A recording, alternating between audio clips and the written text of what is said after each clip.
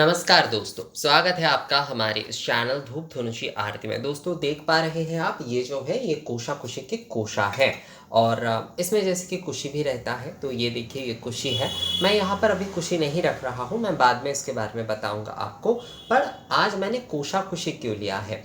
कोशा कुशी क्योंकि ये तो शिवरात्रि के अर्घ देने के विषय में और अभिषेक आदि करने के विषय में ये वीडियो है हमारा। तो इसमें जो है मैंने कोशाकुशी क्यों रखा है, ये असल में जो होता है ये अर्घ पात्र भी कहा जाता है। इसके माध्यम से पहली बात तो अर्घ भी दिए जाते हैं। ताम्र पात्र में जब अर्घ देना होता है तब जो है, जैसे काली पूजा में कई जगह पर कुछ नियम होते हैं जहाँ पर चामुंडा पूजा में खासकर जो है संधि पूजा के समय जो चामुंडा पूजन किए जाते हैं उसमें जो है ताम्र पात्र में अर्घ दिया जाता है। पर देवी पूजा दुर्गा पूजा आदि में तो शंख पात्र में ही देते हैं। बाकी सारे पूजन में जो है शंख पात्र में अर्घ दिया जाता है। पर शिव पूजन में ना तो अभिषेक जो है वो शंख पात्र से होगा और ना ही जो है अर्घ जो होगा वो शंख पात्र में दिया जाएगा। तो वहां पर ताम्र पात्र, ताम्र अर्घ पात्र से जो है भगवान शिव को स्नानीय, भगवान शिव के अभिषेक, भगवान शिव के जो है अर्घ आदि प्रदान किए जाते। तो मंत्रों में भी इसलिए बोले जाते कि दुर्वाक्षर समायुक्त बिल्लपत्र तथा पड़ंग शोभनं ताम्र पात्रेण गृहाण महेश्वर। ताम्र पात्र जैसे कि दूसरे पूजन में कहा जाता है कि शोभनं शंख पात्रस्थ, तो इसमें कहा जाता है कि शोभनं ताम्र पात्रेण, क्योंकि ताम्र पात्र में ही जो है भगवान शिव के लिए अर्घ आदि जो विशेष अर्घ होगा या फिर जो है आप जो भगवान शिव के अभिषेक आदि करा रहे हैं वो सभी के सभी जो है वो इस ताम्र पात्र में देना होता है। बहुत सारे लोगों के पास, जैसे बहुत सारे आप में से कुछ मुझसे पूछ रहे थे कि बेलूर मठ आदि में देखा जाता है कि शिवरात्रि के समय जो है ताम्र का जो एक शंख टाइप होता है उसमें देते हैं। हाँ, वो जो है तांबे का शंख, उसे अर्घ पात्र ही कहते हैं। उसे जो है शंख के टाइप में बना लिया जाता है। पर आपके पास अगर वो नहीं है, क्योंकि वो थोड़ा बनाना पड़ता है और हर समय वो मिलता भी नहीं है, तो इसलिए जो है आपको परेशान होने की कोई विषय नहीं है। दोस्तों कोशा अगर आपके पास है, इस प्रकार का कोशा जो अगर आपके पास है, तो इससे ही आप जो है भगवान शिव को आप अभिषेक भी करा सकते हैं, संपूर्ण अभिषेक आदि करा सकते हैं। रुद्राभिषेक के समय भी आप इससे ही, इस अर्घ पात्र से, ताम्र अर्घ पात्र से जो है अभिषेक करा सकते हैं। साथ ही जब आप जो है दुर्वाक्षर समायुक्त बिल्लपत्र तथा परं शोभनं ताम्र पात्रेण गृहाण महेश्वर, इस प्रकार से जो षोडश उपचार के समय या फिर जो है दश उपचार आदि के समय भी अर्घ अगर आप दे रहे हैं, तो उसमें आप जो अर्घ जो है वो आप विशेष अर्घ जो है वो आप इसमें सजाकर जो है ताम्र पात्र में सजाकर जो है ताम्र अर्घ पात्र में सजाकर भगवान शिव को जो है वो आप अर्पण कीजिएगा।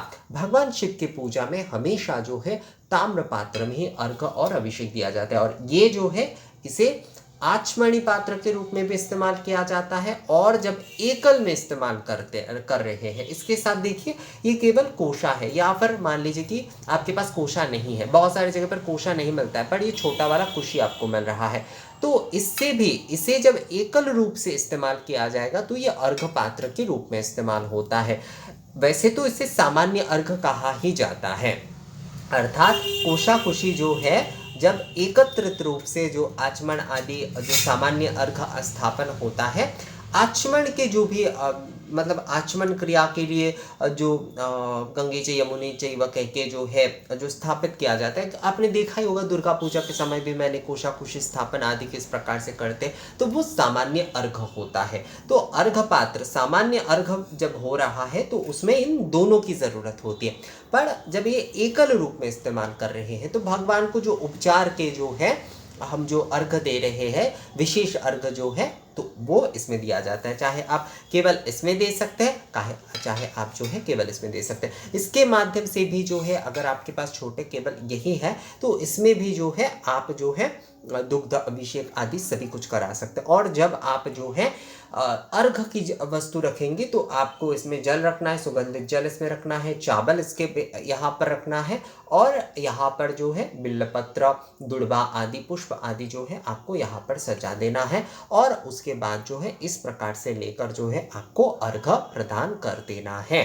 तो वो हो जाएगा आपका विशेष अर्घ प्रदान भगवान शिव को, और ताम्र पात्र में ही वो होगा। तो एकल में जब एकत्रित रूप से कोशाकुशी आदि जो है जो इस्तेमाल किए जाए, मान लीजिए आपके पास एक ही कोशाकुशी है, मैं आपको हर तरह से बता देता हूँ दोस्तों, क्योंकि आपको जो है ना किसी भी प्रकार की, बहुत सारे लोग इसके बाद भी जो है पूरा वीडियो ना देखकर सवाल करेंगे मुझे पता है, पर मैं फिर भी जो है कोशिश हमेशा यही करता हूँ कि सभी प्रकार से आप लोगों को जो है समझा दूँ। इसलिए बहुत सारे लोग, आप लोग कहते हैं ना कि आप कई विषय को एक बार कई बार रिपीट करते, तो उसका उद्देश्य यही होता है। आप देखेंगे हमारे ग्रंथों में भी एक विषय को कई बार रिपीट किया जाता है, उसके पीछे का विषय ये होता है कि जो मूल विषय होता है उसे बार बार अगर आप कहेंगे उसके मूल विषय को, तभी जो है लोगों को पूर्णता समझ आता है। वरना जो है हम एक आध बार सुनेंगे, मैं बना ही सकता हूँ एक 5 मिनट का या फिर जो है 2 मिनट का भी वीडियो बन सकता है, पर यहाँ पर लोगों को समझाने की ज़रूरत है ताकि वो पूर्णतः उस विषय को समझे अंतर मन से जो है, तभी जो है उस चीज़ को वो आगे भी समझकर कर पाएंगे। वरना एक बार वीडियो देखकर, बहुत सारे लोग क्या करते हैं, वो खाना बनाने की कुछ चैनल होते हैं, वो देखते हैं, एक बार वीडियो देखकर उन्होंने खाना बना लिया, अगले बार वो भूल जाते हैं कि किस तरह से बनाए थे। तो इसलिए जो है ना थोड़ा इस प्रकार के बोलना ज़रूरी होता है। तो जब आप जो है एकत्रित रूप से, जब जो है आपके पास मान लीजिए आप एक ही कोशाकुशी है, तो आप सामान्य अर्घ यानी कि आचमन पात्र जब आप स्थापना कर रहे हैं तो आप इसी प्रकार से कर लीजिए। जब आप जो है विशेष अर्घ दे रहे हैं षोडशोपचार में, तो केवल कुशी में जो है, केवल कुशी में जो है आप जल आदि लीजिए, और उसके बाद जो है इसमें चावल आदि सुगंधित जल और सब कुछ लेकर जो है ये आप दे दीजिए। और उसके बाद कुशी को, इस कुशी को जो है आप फिर से धो लीजिए, धोकर जो है आप फिर से इसमें सामान्य अर्घ में इस्तेमाल कर सकते, कोई समस्या नहीं है। बहुत सारे लोग कहते हैं कि सामान्य अर्घ हमने स्थापन किया है तो क्या अगर उसमें से हमें उठाएंगे तो हमें फिर से स्थापन करना पड़ेगा? नहीं, आपका सामान्य अर्घ में ये जो कुशी आपने जो आवाहन आदि किए हैं वो तो आप नहीं हटा रहे हैं, वो आपका रह रहा है। तो यहाँ पर आपको कोई दोबारा स्थापना करने की कोई विषय नहीं है। सामान्य अर्घ आदि जो है आप जो है कुशी में ही विशेष अर्घ आदि प्रदान करिए, इसे धो लीजिए और इसे इसमें रख दीजिए दोस्तों। तो आपका सामान्य अर्घ भी जो है वो नहीं हिलेगा, आपका विशेष अर्घ देना भी ताम्र पात्र में आपका हो रहा है, अगर आपके पास एक ही जो है कोशाकुशी है तो। और अगर आप मान लीजिए कि दूसरे आचमनी पात्र आप इस्तेमाल कर रहे हैं और कोशाकुशी आदि से, मतलब ये ताम्र पात्र अर्घ पात्र के रूप में केवल मात्र आप इससे अभिषेक आदि करा रहे हैं, तो वो भी आप कर सकते हो, उसमें भी कोई समस्या नहीं है। मूल विषय जो आपको ध्यान रखना है वो ये है कि आपको जो है अर्घ पात्र के रूप में ताम्र अर्घ पात्र ही जो है आपको इस्तेमाल करना है भगवान शिव के अभिषेक के लिए, भगवान शिव को स्नानीय देने के लिए, भगवान शिव के जो है अर्घ देने के लिए।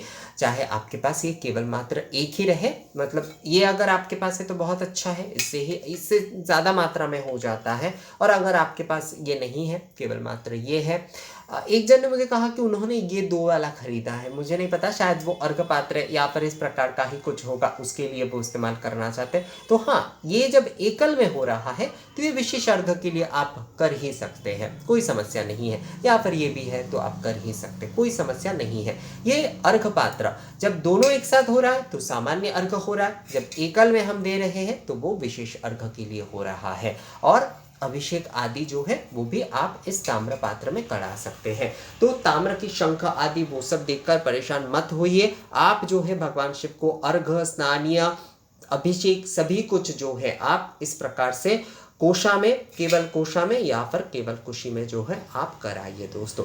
तो ताम्र पात्र में ही आपको भगवान शिव को कराना है। भगवान शिव के पूजा में शंख जो है वो निषेध है, ये ध्यान अवश्य रखिएगा। तो मुझे लगता है आप लोगों को समझ में आ गया है कि भगवान शिव के पूजा में किस प्रकार से ताम्र पात्र में अर्घ जो है, अभिषेक आदि, स्नान आदि प्रदान किया जाएगा। तो ये वीडियो आप लोगों को कैसा लगा मुझे कमेंट्स करके ज़रूर बताइएगा। मिलते हैं आपसे अगली वीडियो में, तब तक के लिए नमस्कार।